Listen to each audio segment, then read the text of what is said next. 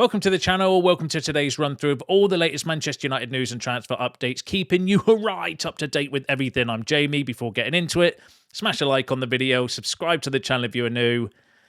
Let's jump straight into it. So let's kick off with Shay Lacy. So Shay Lacy is trained with England's senior team today. That's came from Navso and also Henry Winter as well, confirming I've seen the photos of him in England first team training. So it appears like Thomas Tuchel in England are doing what Man United have been doing, and I'm sure other teams as well, which is integrating young players from the 21s or the under-20s to train from time to time with the first team and the senior squad. So England are doing that. We know Shay Lacy, I brought you news before, is that he's been in and amongst our first team group as well, training. Now been training with the England senior team as well. Definitely one to keep an eye on. Definitely got tons of potential. Shay Lacy is a fantastic young player. Needs to stay injury-free. He's been a bit unlucky with injuries so far in his career, but his talent is undoubtable, but could be in line, maybe one to keep an eye on for the future, not just for us, but potentially for England as well. So congratulations to him, clearly making an impression with what he's doing behind the scenes, and long may that continue. So but give us your thoughts on Shay Lacy in the comments below. Now let's run through. There's been a bit of mischief, I think, regarding one Bruno Fernandes that I want to run through with you. So firstly, this came out from Indy Kalia, who, if you followed this channel or you subscribed, I am yet to jump on the bandwagon. Got something right in the summer regarding Carlos Baleba. Got a shout out by David Ornstein, but as also said the other week with an exclusive, wasn't it, saying that Amorim's been told he has to change his formation, which is a load of waffle. And generally speaking, a lot of times I've never found them to be very credible.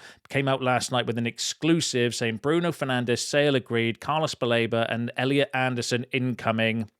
We have been told high secret, I think that's meant to say, Man United transfer plans. We understand that Bruno Fernandes will be sold to Saudi Arabian League for £100 million in the summer. The deal is already agreed between all parties, according to sources, and it seems like Bruno Fernandes is waiting to sort out personal terms.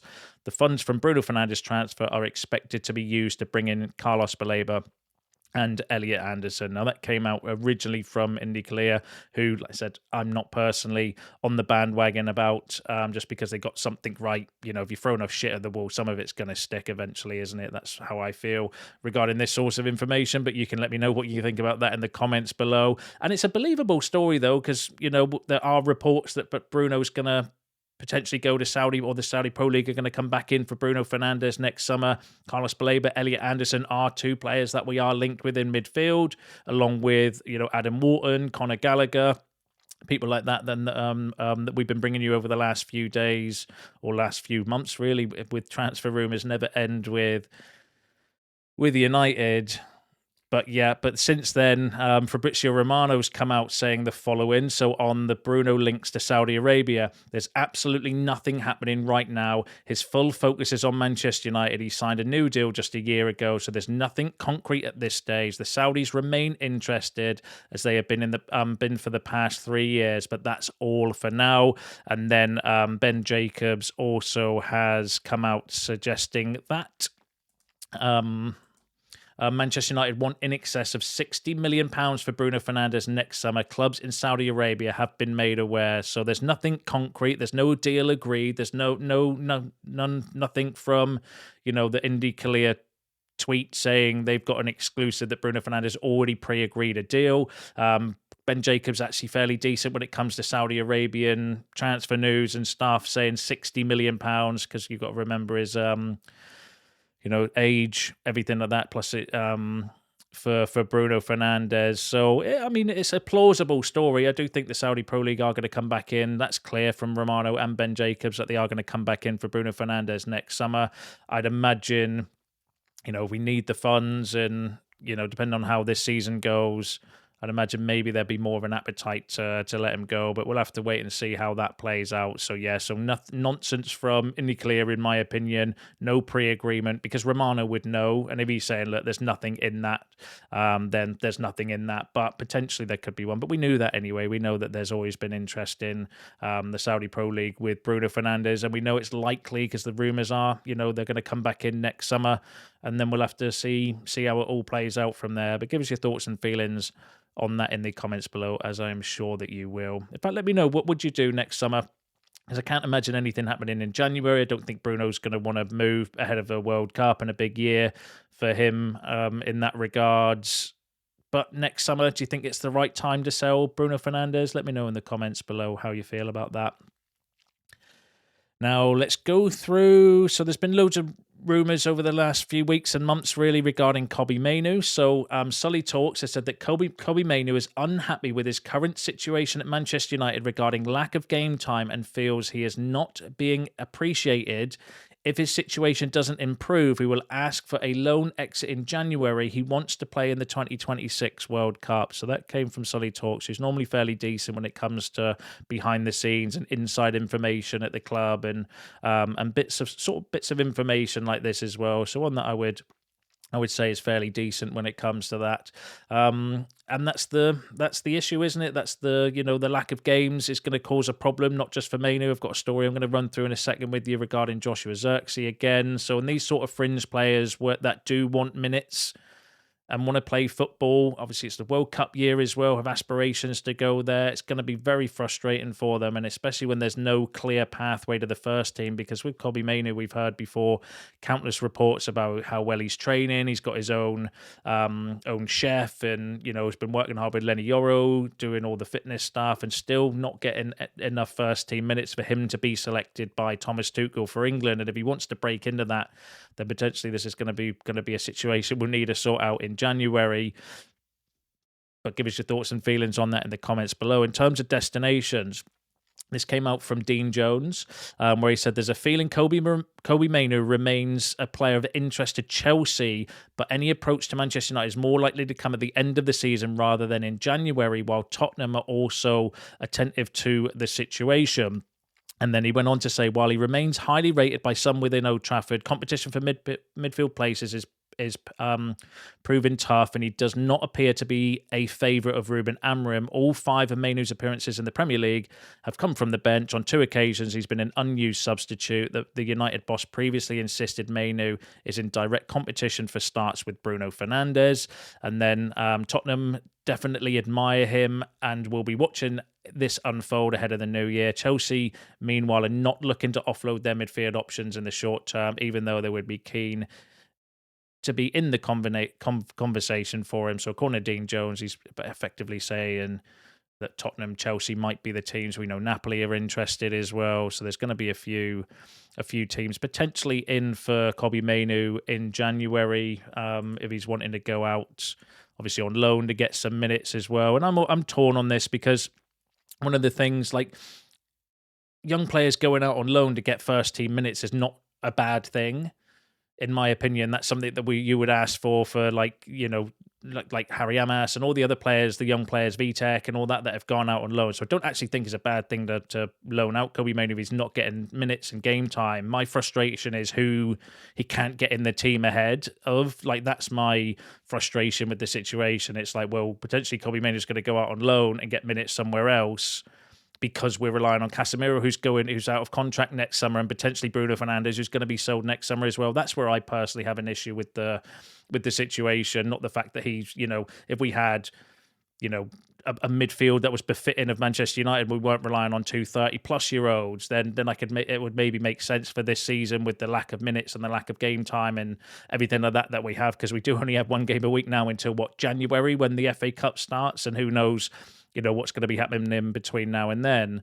So it is frustrating, but like I said, it's frustrating for me because of the people that are being picked ahead of Kobbie Mainoo, because I think he's a good player. So but I don't know what the right or wrong thing to do, because it's better for him to be out on loan than it is just to sit on the bench and not get any minutes. If you toss it up between the 2 options, which is at the minute is he's not getting enough game time, or go out on loan and actually play some first team football for his development, it's probably the right thing to do, the loan. Like I said, for me personally, I just don't like the fact that who's playing ahead of him in the team.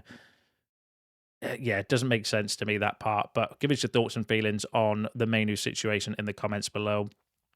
Now, he's not the only one in that predicament. There's going to be a few others in the squad as well, but one of them is Joshua Zirkzee. So this came from Chris Wheeler and Naveso in the Daily Mail, where they were saying Joshua Zirkzee wants out of Manchester United. Full details revealed. How club can fill black hole in finances with Saudi tour, so we'll go through that in a second. But in terms of Joshua Zirkzee, they were saying that Joshua Zirkzee's frustration with his current situation at Manchester United has reached a point where he's looking for an exit route in January.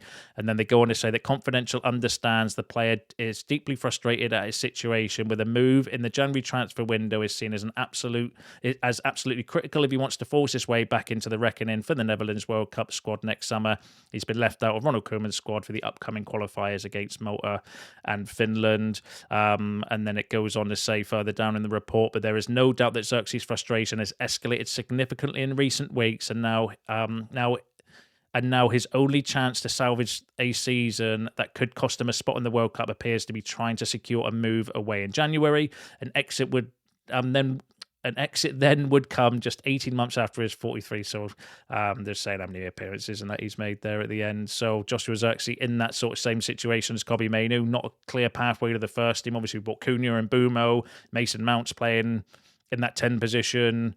Ahead of him as well, we've seen already at the start of the season, Ahmad was playing there when Cunha was out injured as well, and Sesko's clearly going to be the first choice striker now, and if not, maybe Cunha is, because he was playing Cunha at striker at the start of the season as well. So he's one that's in the situation where he's not getting any minutes, and it's maybe a shame because I would have loved to have seen Zirkzee and Bumo Cunha link up.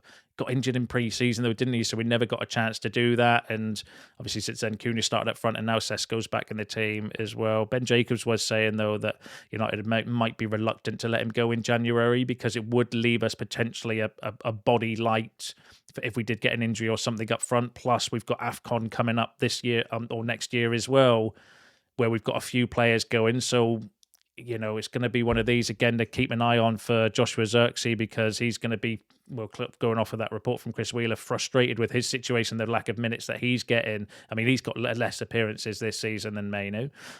So yeah, this is the problem that we have with the lack of first team football and the lack of minutes and everything like that we've sort of created this situation through the fact that we've got no European football and being knocked out the Carabao Cup as well. But yeah, give us your thoughts and feelings on that situation in the comments below. Now, this was an interesting report that came out from ESPN where they were effectively saying that, give me a second, let me resize that for you.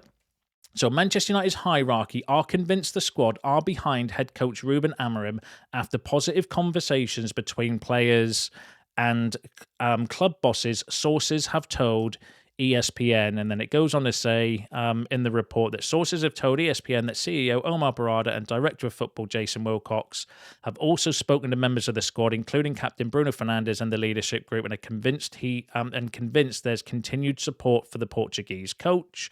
And then the conversations were not formal in nature and were not designed to sound out players on Amorim's future. However, feedback on the 40-year-old former Sporting boss and the atmosphere in the dressing room is said to have been good. Any decision to remove Amorim, who has a contract until 2027, would involve Sir Jim Ratcliffe and Joe Glazer, although Barada and Wilcox would be asked for their input. And then it goes on to say that Wilcox and Barada are at Carrington now, so they can observe things. So effectively, this has come from Rob Dawson as well, who's normally fairly decent when it comes to United news, suggesting that Omar Barada and Jason Wilcox have been speaking to the players regarding the morale and everything like that behind the scenes. I don't like the fact that he's going to the leadership group, because I have a personal issue with the leadership group that we've got, because they seem to be the worst players in the squad. And yeah, but going on the report, it's not saying that that's going to be their decision to keep Ruben Amorim. I think they're just trying to understand what is going on at the club, which I don't think is a bad thing, because I've said before, with Omar Barada and Jason Wilcox doing their job and actually being around Carrington, they can make a better or more informed decision on what is actually the problem at United. And if it's seen that the problem is Ruben Amorim and it's maybe his tactics or his stubbornness, that he doesn't change things enough, then ultimately you can put the blame on Ruben Amorim. But if they're observing and Amorim's doing everything right, and it's the players and the player mentality that they see as the biggest issue, well, then you have to remove the players to get better, to improve as a squad. And I like the fact that they're observing that. I just have an issue of that they're asking like the leadership group, because of course they're going to be positive around, because he's put them in the leadership group and they always play every week at the best of players like Mainoo and Zirkzee and so on. So but yeah, it's not a bad thing, I don't think, for them to understand what's going on. I just wouldn't want them to make their sole decisions on that. Like if they were asking the players what they felt and then made a decision on sacking the manager because of that, then that's just player power again. And we've been down that road before, and I wouldn't like that. But that's not what it says in the report. It just says that it was informal. They're just asking around the morale and what's going on behind the scenes and stuff, which I don't think is a bad thing personally. But give us your thoughts and feelings on that in the comments below. Now, let's move on to some transfer news. So as we know, going forward, the main area of focus for United in future transfer windows is going to be a midfielder. So Fabrizio Romano has had the following to say. I'm going to summarise it, actually. So he's basically saying, look, United are going to be in or possibly going in for a new midfielder in January, but it will depend on the opportunity. So what he's effectively saying is, obviously, January is a tough time to go out and buy players, let alone expensive players like Carlos Baleba or Adam Wharton or, Anderson. It's World Cup year. It's going to be very difficult to go out and maybe pin one of those midfielders down as your number one target. But he was saying that effectively what they might be doing is looking for opportunities in the market, and did suggest maybe Conor Gallagher as one. He said, for example, Man United tried for Conor Gallagher in the final days of the summer transfer window. So that kind of opportunity, in case he becomes available, or other players, would be what they would be looking for. Maybe loan, option to buy, something of that nature as well, that we might potentially be looking for in the January transfer window, which it is what it is, isn't it? But then also said that Manchester United in 2026, whether it's going to be January or summer transfer window, want to change something in the midfield. So that's going to be an important position to cover. So Romano effectively maybe pouring a bit of cold water on the availability of going for like a Carlos Baleba or one of the main hitting midfielders that we are looking for. Although with Carlos Baleba's form currently, is he doing it? Someone mentioned in the comments yesterday as well, is he doing that to try and force a move in January, try and reduce his asking price? I don't know. I think there's other ways you could go about, like, that's why transfer requests exist, isn't it, to do things like that. But maybe there would be an opportunity there, but we'll have to just wait and see. It's a bit I'm sure as the months go on and the weeks ahead, we'll start maybe hearing a little bit more. But Conor Gallagher actually wouldn't be a bad shout, I don't think, if you could do a loan, maybe with an option to buy or something like that in the summer, see how he is, and would be maybe a combative midfielder to bring in, the sort of profile, I think, hard worker. I wouldn't be necessarily against doing that. The other one I was thinking of the other day was Ruben Neves, because we've been heavily linked with him. That could be potentially an opportunity with him only having 6 months left on his contract and him wanting to leave the Saudi Pro League. Could it be one of those as opposed to, Carlos Baleba in January? We'll have to wait and see and keep our eyes on that one for you. But give us your thoughts and feelings on that in the comments below, as I am sure that you will. And then finally, just a little bit of news. There was something regarding Martinez saying that he is training on the field, not doing full football work yet, but already training with the ball. His recovery is on the right track and he could return by the end of October. Now, that's came from a South American news outlet that are normally fairly decent as well, suggesting that maybe Martinez could be back by the end of the month, but he's training on grass, but not yet doing football work. So those reports, saying that potentially he could be back after the international break, very wide of the mark from the other day as well. But give us your feelings on Martinez. I can't wait to see Martinez back. I just hope that these long spells of injuries haven't had that much of an impact on him. I hope he can come back and be the warrior and the leader and the everything like that, because God, we need him in the team. I think that his mentality and just having him around the place as well, I think is a big miss in the changing rooms and stuff like that. But yeah, give us your thoughts and feelings on that in the comments below. And give us your thoughts on all the other topics discussed in today's video, because that's you all up to date with the latest news and transfer updates. Don't forget to smash a like on the video on your way out. Subscribe to the channel if you're new. See you in the next one.